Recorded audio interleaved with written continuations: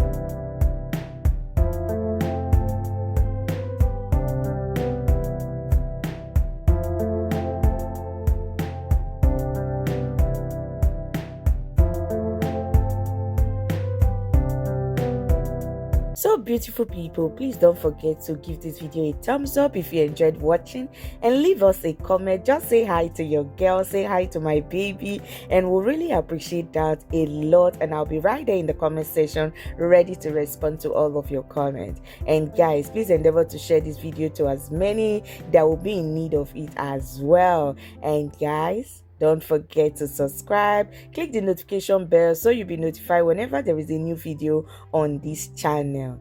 Thank you guys so much. May God bless you. May the works of your hands be blessed, and everything that you lay your hands to do continually be blessed. In Jesus' name I've prayed. Amen. So thank you guys so much once again for staying to the end of the video. Please don't forget to like, share, subscribe, click the notification bell so you'll be notified whenever there is a new upload on this channel. Yeah, because I'll bring you good and amazing recipe that has worked for me and as well as my kids. So I'll see you in my next one. Bye for now. Mwah, mwah, mwah.